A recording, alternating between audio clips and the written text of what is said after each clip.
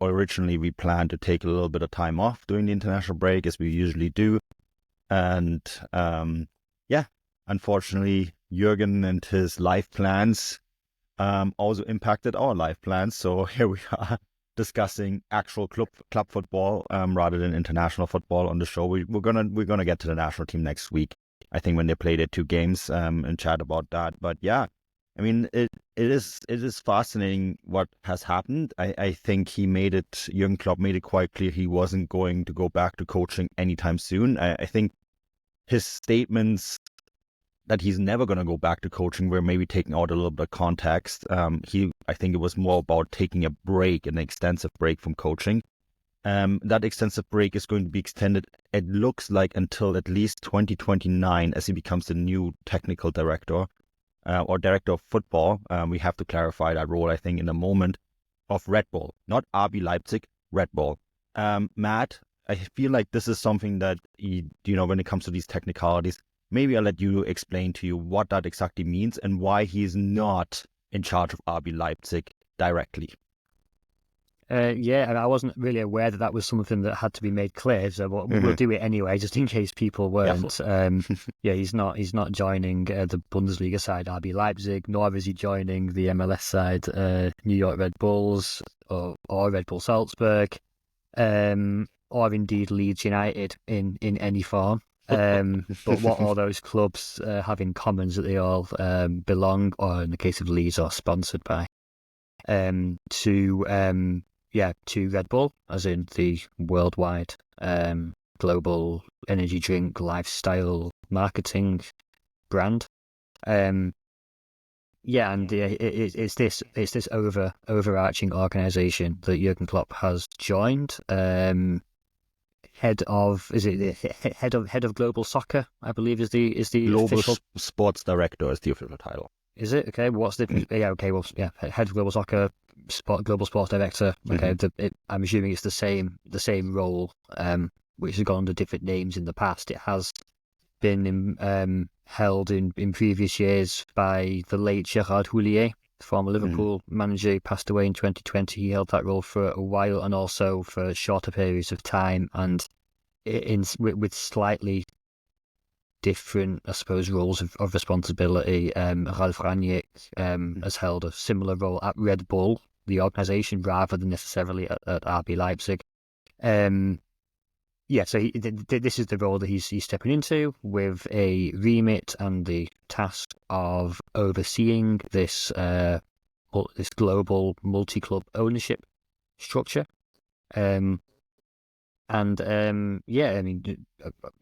What exactly the tasks will be may become clearer in the months and years to come, but it seems logical that this would be an exercise in bringing those clubs closer together under that umbrella, bringing the various connections between the various locations closer together, perhaps following more of the model which has already been set up by City Football Group, and the very close intertwined connections that exist between the clubs in that system. So I think in some senses it can be seen as something of a rival to that, very very similar model. It'll be the responsibility now of Jürgen Klopp to bring those things together. To what extent he'll be able to do that, I mean, it's a massive role, covering various countries, indeed various continents. It's a big job. Whether he'll even be in the position that long to do that, who knows? Like I said, Gerard Houllier was in that role for several years. There wasn't really huge amounts of movement. Ralf Rangnick similarly. In recent years, Mario Gomez has been involved, not in this role, but as technical director. Yeah, I assume now working slightly under Klopp. I assume, in terms of the hierarchy.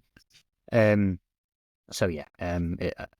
lot of this is all quite, in many ways, quite intangible, and quite difficult to get a grip on exactly what people do. But it's an overall strategic, visionary, global strategic role that he's taken, rather than the day-to-day operations at an individual football club. Yeah, just to maybe add a couple things here. So Mario Gomez is still there. He's technical director and in the hierarchy pyramid below Jürgen Klopp. And unlike Jürgen Klopp, who will be as global director of sports, also he will oversee um, RB Leipzig, RB Salzburg, RB Bragantino in Brazil, New York Red Bulls. To make this very, very clear, Leeds is absolutely not part of this. Red Bull is only a sponsor at Leeds, and they are sponsored Leeds because, you know, um, supposedly the Leeds wasn't able to pay for John Kevin Augustine. We covered that several times, I think, on the show before. And They're so also a minority stakeholder, Manu. the minority stakeholder, but Yeah. they're not part of this Red Bull system. And this is For now. for now. For now, I mean, yes, this can change, but it's not part of his portfolio. No, And Mario no. Gomez is actually not a technical director at Salzburg. He is a technical director at Leipzig, Bragantino, New York Red Bull. Salzburg fall out of that because technically speaking, Red Bull are only a sponsor at Salzburg too. We all know that's not really the case, but I guess I just wanted to mention that. But yeah, Leeds for now, Stefan, that's a really good point. For now, are not part of the portfolio that Jürgen Klopp oversees. There might be a club added pretty soon though. Paris FC, right? That's the news today.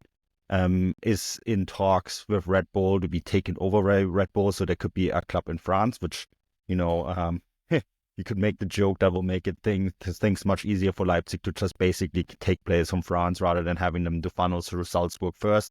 They can just directly use that pipeline. But yeah, that's where we're at. Stefan, we already heard a quick thought from you, but what were your thoughts when you heard all of this? I just say this is such a typical Manu and Matt podcast that we're now almost 10 minutes in and I haven't even said a word yet. It's just the two of you going off on one. Well, the next 10 minutes are yours. That's all right. I don't think I have 10 minutes to talk about it, but that's exactly why I wanted Matt on the show, because I knew you guys would have a lot to say on it.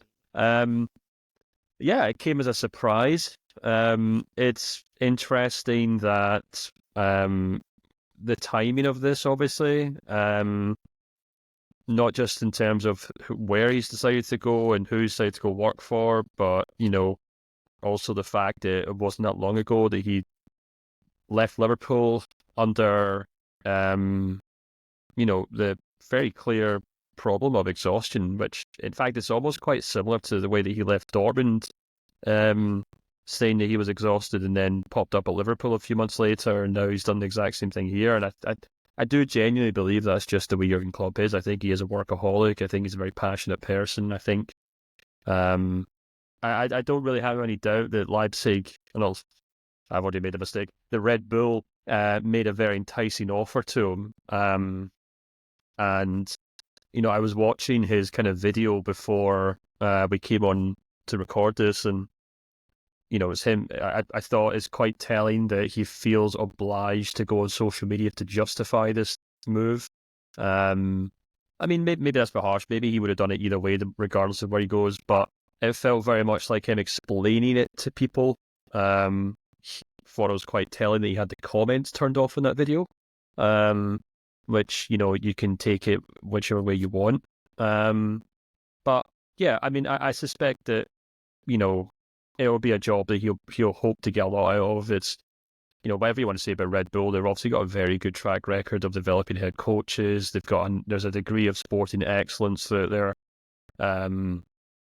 conglomerate that does do a very good job of training head coaches. We see that in the Bundesliga just about every year. I mean, I think you could probably point to maybe 20-25% of head coaches in the Bundesliga right now probably came through a Red Bull school at some point. The Austrian head coach is the former man who used to have this job, obviously, Ralf Rangnick. And I was actually wondering if, Klopp stepping into this role is something of it is meant to be that kind of Ralf Rangnick replacement, where Rangnick was seen for so many years as the kind of godfather of the Red Bull kind of system, the guy that all these young head coaches looked up to, the guy that they all consulted with, the guy that they all took their marching orders from in terms of the way that they play the game, their tactics, the way that they train teams, etc., etc. Maybe Red Bull are kind of hoping that Klopp can kind of step in and be Rangnick's successor, which in itself would actually be quite fitting, because there's obviously a parallel there between the way that Rangnick came through as a head coach and then the way that Klopp came through as a head coach in German football. So in a degree, it's almost, in a sense, it's almost kind of history repeating itself. But there's obviously the other side of it too, where, Klopp obviously had a lot of allegiances to Borussia Dortmund, to Mainz, two clubs with very strong kind of fan cultures. And, you can understand that maybe this isn't something that everyone has seen on social media this week, but I'm assuming the three of us have, and anyone who does kind of delve in German football has seen a lot of kind of pushback from German football fans. And I put out a post on Threads saying you either die a hero or live long enough to become the global head of soccer at an international energy drinks company, which is kind of a play on words from that line from the Dark Knight. But it had a lot of people, a lot of kind of British football fans and American football fans saying, I don't understand the issue here. What's the problem? What's the blowout? Why are people mad that he's taken this job? And you try to explain it, and people who don't really understand the subtleties of German football just don't get it, and that's fine.